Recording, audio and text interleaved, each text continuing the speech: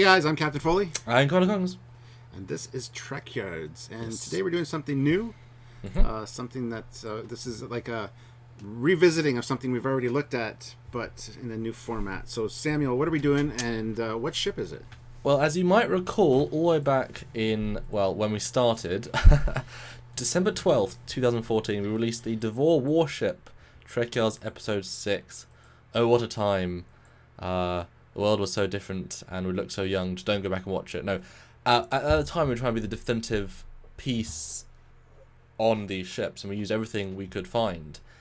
But the fact is, guys, we've developed, and now we have the original 3D model of the Devore Warship, made for Star Trek Voyager, done by Brandon McDougall, and we think we can find some more information. So this is like a mission briefing style / main episode hybrid, showing you the real extra bonus new canon of this ship. So if you like Devore Warship, this is for you. I gotta say, looking at these new renders of this actual model and the 1080p crispness, I'm blown away by the way this ship looks and the features we can see now. So I'm excited to talk about it. This is actually a really cool ship, and now bumped up on my list of favorites. It's up, moving up the charts now. I always like this ship. Something about it always stood out to me. But yeah, I mean, this show you get to see it from like 3 angles, standard definition. There was a finite what you could do. You never even saw this angle. So this is the classic 3/4 of a ship. And just to tell you some basic facts about the ship as we used to do, and I still do. It's from the episode Counterpoint, Season 5, Episode 10, Production Order number 204, released on the 16th of December, 1998. Takes place in 2375 in Voyager. And the Devore Warship in the episode Counterpoint. So that is basically everything that exists on the ship. And 2 of them can take on a Intrepid class very easily. And that's basically all we ever knew. But guess what? There's more facts that we can see on this ship. So yeah, what are your first thoughts, and what do you see? And yeah. Well, first of all, I wish we would have seen more of these ships, because I think I might have grown to appreciate them a little bit sooner than now. What Literally I see, almost 20 years later. Yeah. What I see is a very stealth-like ship. Just the texturing on the hull, the detail applies to me some kind of stealth technology, some kind of, I don't know if that's the shield grid emitters or what that is, but it looks fantastic, that detailing and the texturing there. Yes, when you see these sorts of things in the crispness that they were never meant to be seen in, I mean, saying a 1080p image back then would be like, ah. So we're going to see the good things and the bad things about the design. And normally, when you do a texture, these squares are like a repeating texture.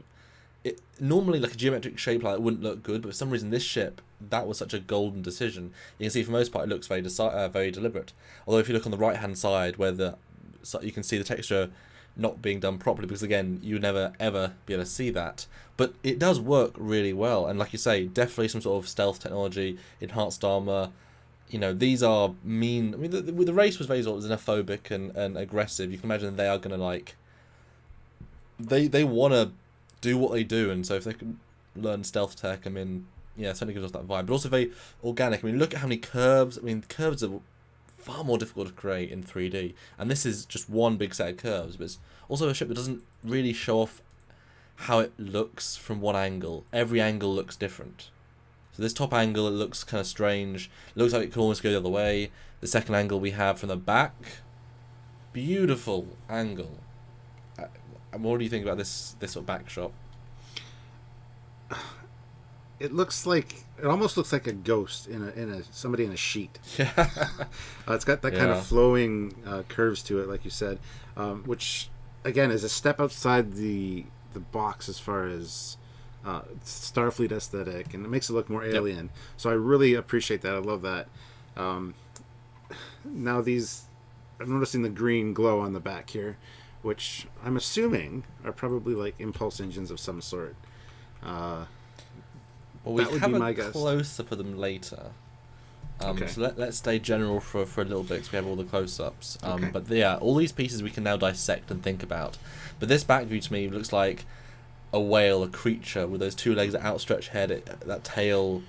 Again, beautifully organic. And then suddenly you go to this third view, the side, again, feels different. Has a different feel. Bottom view. again, okay, that's very. I mean, this is a view you literally never got to see. So suddenly there's things. Yes, sure. The bottom view really impressed me. First of all, seeing this one because you can see a launch bay. Mm-hmm. Okay, I didn't know the ship had these.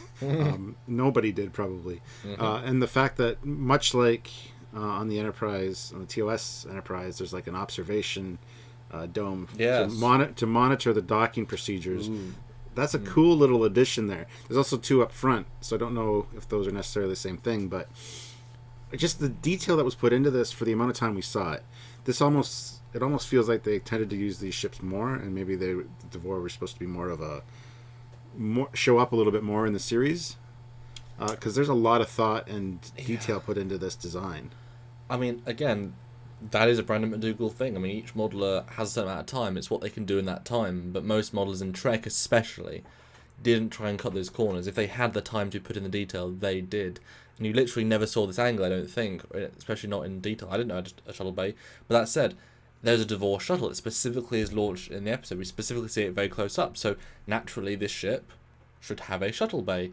And you can imagine this is a fighter culture as well, perhaps. So yeah, like I say, having these 3 fighter control things, they tend to go in packs of 3, this race. So again, imagine 3 ships, they're all carriers as well, they're all launching fighters. You need some way of coordinating that. Yeah, very, very interesting. Well, they're very flat. The bottom, kind of like a sea creature, like it has a very smooth belly to glide through water or something. It's very simple and smooth, but actually works really well. Well, there's the back view. I mean, we'll go into the general views, special views later. In the backs, again, there's an aft shuttle bay thing. Who knew that was there? I certainly didn't. Well, I love that the detailing. It's got like a symbol. It's almost like a biohazard symbol or whatever. But that's obviously their shuttle bay here symbol, because there's one on the doors on the bottom side as well, which I think is a great tie-in. I mean. Well, that's what those other two observation ones are for. Is for that shuttle bay then. Which is the. Yeah. So I didn't, because that's the other view, you couldn't see that. So that's what those are for. I mean, that's an excellent addition. A way to coordinate your shuttles, and I think that's cool. I really like that attention to detail. Well, imagine if the bottom bay is like a drop bay. They all just fly out. Then the aft one is actually where they park, and then it's like almost the entire bottom 2 decks of the ship is just one big shuttle bay. So it's like a through deck just through the ship. So that, brilliant. Yeah, it's very interesting. So we've got a lot of close-ups, but I want to talk about scale, Stuart, and let's look at the top view for a second, because that's sort of the next step before the scales. And I love this top view. This is the view we got. This is the view he really detailed and really got to see. I love the shapes. I mean, look at those wings, the back portions. It's not a fully smooth curve, but it's not low polygon, so you can see the flat connection points. It's all. I mean, this is like carved out of materials. This is a wonderfully done ship, I think. But again, I was always a fan of it, so I'm kind of biased, I guess. What do you think of the top view? I absolutely love it, and I get that sea creature vibe, the whale vibe. It almost looks like it's flying backwards, but again, that kind of look is cool. If you look at just the general shape and kind of fuzz your eyes a little bit, it looks like the Delta Flyer from the top. I mean, you really get that same kind of shape with the trail off in the back, and I don't know, maybe it's just me, but I can definitely see that. And either if it flies that way or this way, it doesn't matter. They both work for me, so I think it's a great shape and very natural and organic, as we've kind of talked about. So again, it almost looks like a ghost in a sheet with his hands up, just the way it's flowing. So I enjoy, I like it. Yes, we love our technical information here. Now, what's interesting in the episode, obviously, as we know that this is still a fictional TV show, and these are fictional aliens, fictional spaceships, scale. What? Well, I thought you should know. It's the first time hearing about this. The scale's important, and in a show when the shot is the most important thing, you'll hear from a lot of animators, these things get fussed around a bit. In the show, it looks huge. It's sort of one above and below. It looks very, very large. Now, every other shot, it might not represent that. Now, for some episodes, I will always take out the... try and work out the exact iteration. Now, this model we're about to look at the scale, is the default scale, is what it was built at. If it was modified for the show, which I think it was, that's fine. But things like the Borg cube, it was a different size, and they fudged all sorts of things. But this is the default size. This is what it was built at. So take it with a grain of salt, but I thought it was interesting to see it in context. So if you go to the next picture, this top view, that's what it thinks it should be scale-wise. What do you think? That works for me, especially considering that 2 can take on an Intrepid class, no problem. Yeah. And if you look at the windows on some of the other views we have, you can see some detailing inside, but you can see the shape of the windows and the size of them, and you can definitely get a feel that that's probably about the correct size, same as an Intrepid. Yeah, I mean, I would say it's about a third bigger in the show. Perhaps, again, perspective of lenses change things, but the windows I don't think would match up. I think that's actually quite a neat size for windows, although very unwindowed in comparison to a lot of Trek ships. But I like how sporadic it is. It's like, these are the functional areas you need windows. Nowhere else needs windows. They are war rooms, they are torpedo chambers, they are things that, of course, you don't, you know? Whereas, like, the Sovereign or the Intrepid, it's like, almost all the windows are crew quarters, because that's, people want to see the view, you know? It's in certain areas, anyway. So I kind of like that different feel. But yeah, and you can see the different shapes, and it's big, but it's not too big, but it should have come back more often. It would have been a cool cool ship to versus. The next one is the view of it from the side, the size comparison. Yeah. Now, as you had mentioned earlier, every time you see the ship from a different angle, it changes the way it feels. Here it feels a little too bulky, in my opinion, compared to the rest of the views. The rest of the views seem very sleek, dare I say sleek, and very streamlined. This seems more bulky and kind of not as majestic. Yeah. Although it does retain that sea creature again feel, the whale vibe. But I would never have anticipated it would be this bulky from the side, based on those other views. So, I mean, if you go to the bottom view, or the Devore shot 3, obviously you can see the engines. They are, but bulky. I mean, the hull isn't that big. Mm-hmm. That's why obviously it represents the side view being so big. I think if you just take the line of the equivalent of the source of the primary hull, that's the size of the ship, and the engines then are underslung. So if you look at it that way around, it's actually thinner than Voyager. Just a lot of it being used as space. But let's look at some detail shots, Stuart. The close-ups that if you love the ship, you've always wanted to see them. We are going to give you those options. So Stuart, throw out a picture. What do you want to look at? What details really speak to you? And let's see them as never before. Well, let's go to the number 4, with the close-up on the detailing of the engines, I would assume. Yes. Those are engines, nacelles of some kind. There's There's lots of little greeblies and nurnies in there that really make it look like there's something functional going on. Yeah. Now, are those sensor arrays? Are they some kind of weapon? Are they just engineering components? Who knows what they are, but they work in that context. I love how it's kind of, compared to the rest of the ship, which is so smooth, and just these are very blocky, and these are things that need to be here, but we're covering them with a nice cowling that you can't see that. The fact that the interiors of this ship are probably very, they're mechanical. They need to do what they need to do, but we can make it look pretty. So it's pretty. Yeah, I do like that. I wish I knew what they all did. That'd be cool. Yeah, I absolutely mirror that. I think I like the fact there isn't a Federation style Bassard here. I like that you can't deconstruct this in the same way. I mean, the Delta Quadrant straight away is already theoretically an evolutionary line that's different to the Alpha Quadrant just because of being so far away.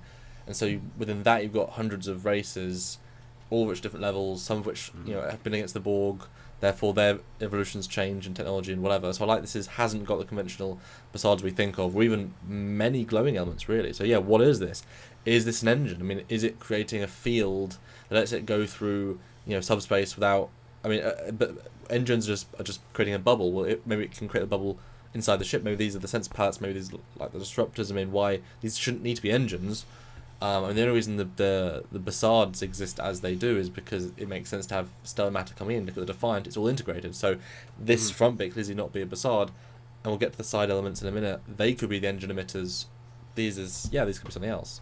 I mean, I kind of like that. Obviously, it's just random pieces built and put together. It kind of looks like lots of different building antennas and things.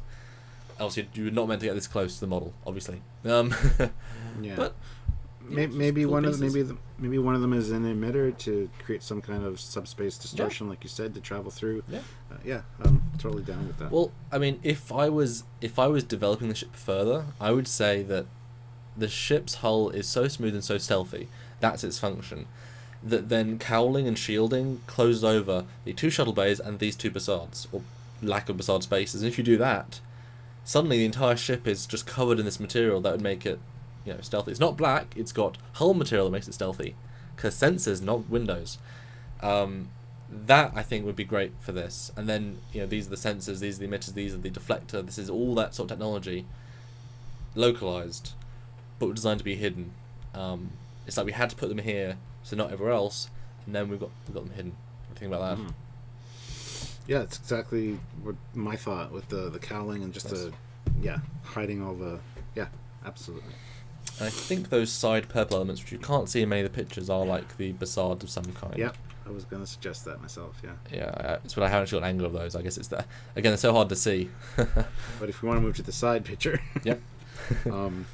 Now here it's got that blue element, which is all over the ship. There's a few of them on the top. Yes. Which I'm not really sure what those are. At first I thought, well, maybe an arboretum of some kind of garden area. Ooh. But I mean, then I thought that there's a strip of them down the middle at the front, and I thought maybe some kind of warp cores that could be ejected or some power nodes. And there's one on the top that looks like R2-D2. Looks like an astromech plugged into the top of the thing. Yes. So yes, what are they? I don't know. But we're Trekyards. That's our job to say what we think they are. I would say power distribution nodes of some sort. I don't know.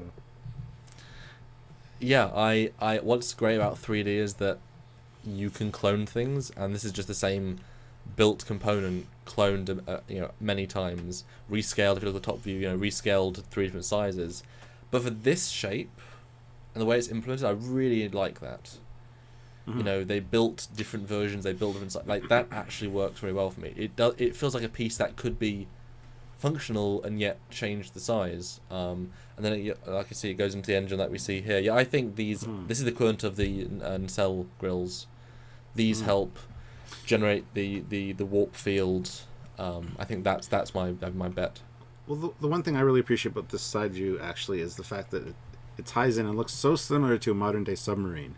That blue part looks almost like the torpedo tube, and you've got the same kind of styling and texturing, and then you got the vents along the bottom, which could be, they could launch weapons, they could launch fighters, they could launch missiles, or they could also just be exhaust ports to dissipate heat from the nacelle. I mean, there's so many functions that those could have. They look fantastic. And I never saw them in the show.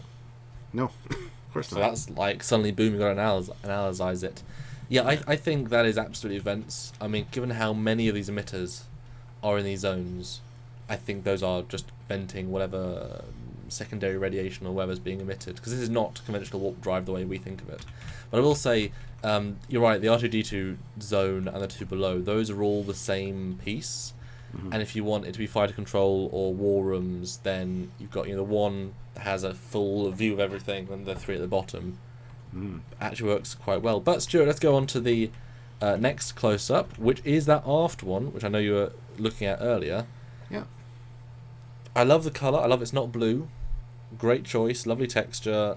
Nice windows. There's also a purple glowy piece inside of the window frames on the middle and also on these bits. You were saying impulse. What do you think now, having looked at this ship more? I still think they're the impulse.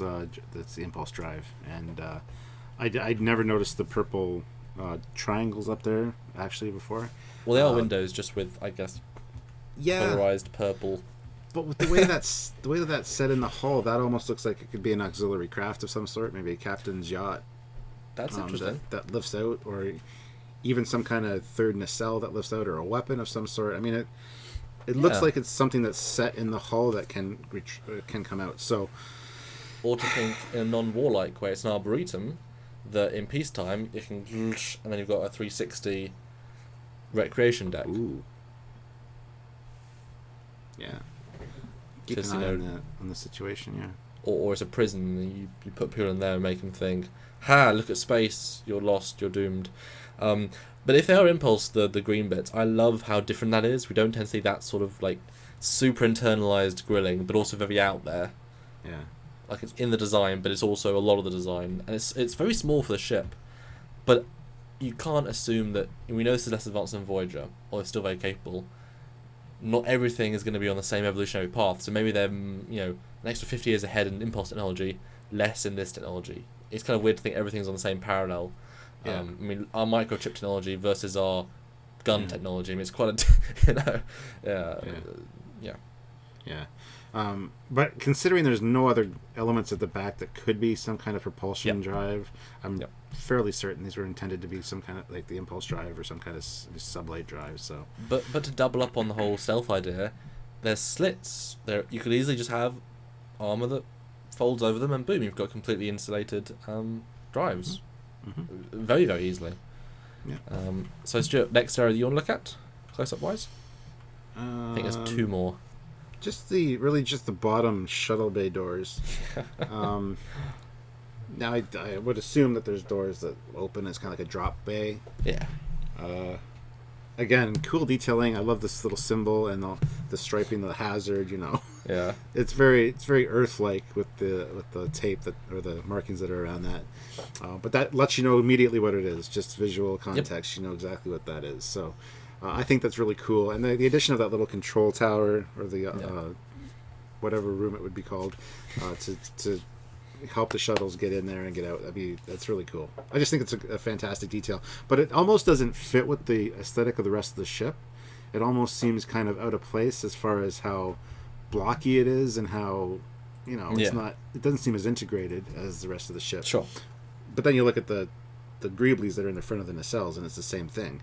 Again, that's more of the internal structure, just kind of shrouded in this cool material. So, yeah, it's like they're advanced in some ways, not advanced in others.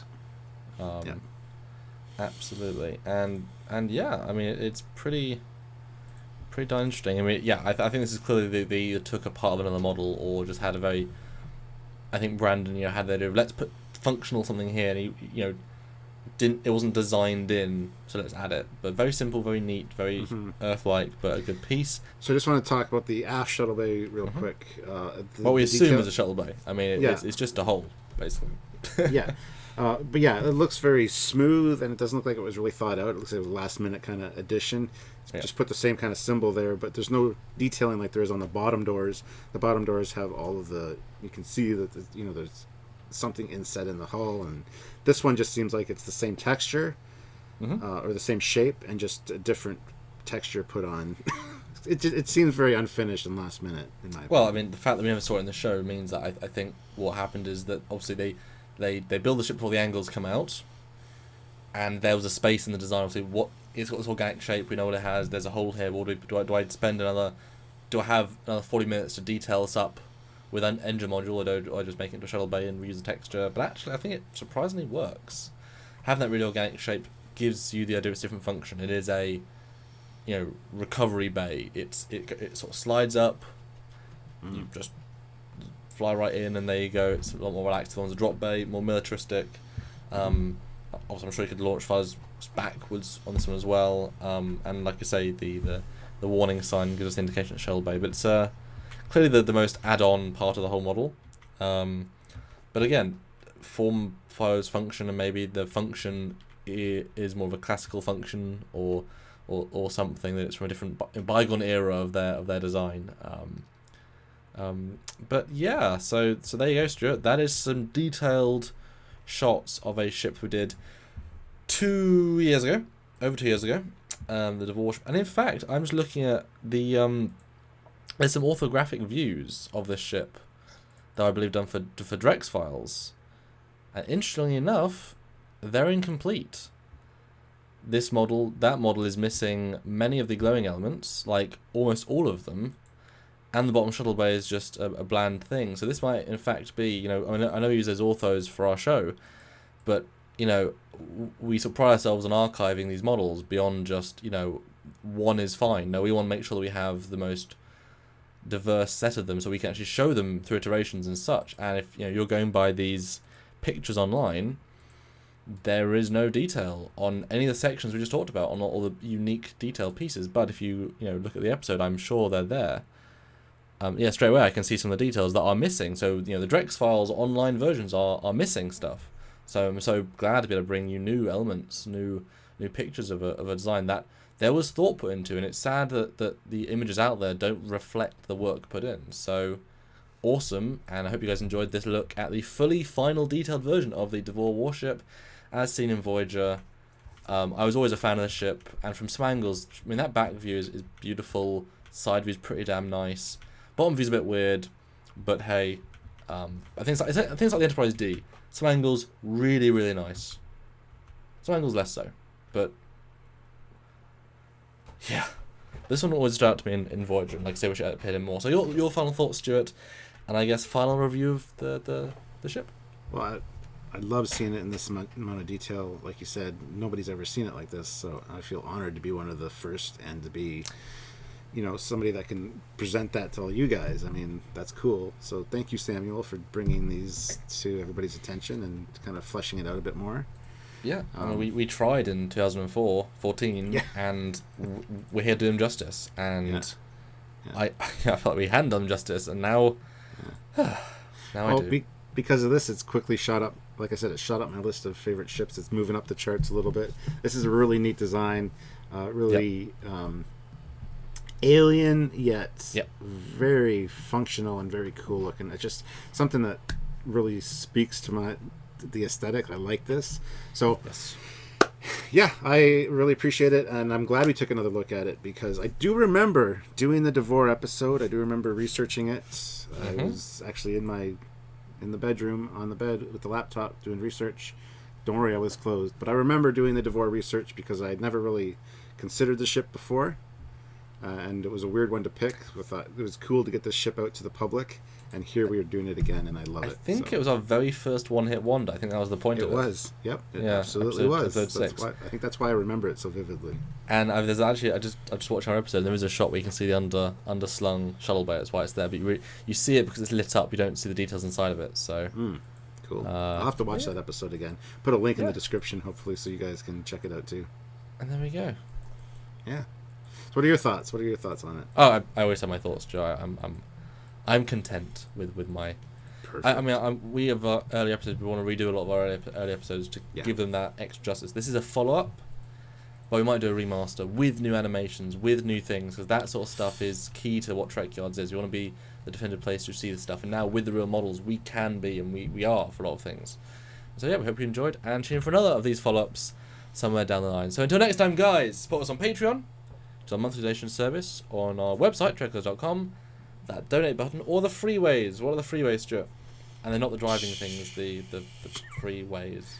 Share it around. Share it wherever you think a Star Trek fan would be interested, and spread the word about Trekyards any way you can. And if also like the video, subscribe to the channel so you don't miss anything. Click the notification icon, and just come back and check us out on a regular basis, because we've always got new stuff to offer up, or new looks at old stuff that we've done. Yeah, so looking forward to doing more of these. So until next time, guys, we're Team Trekyards. I'm Captain Foley. And I'm Commander Kings. And we'll see you guys later. Yeah. Bye guys. Cool.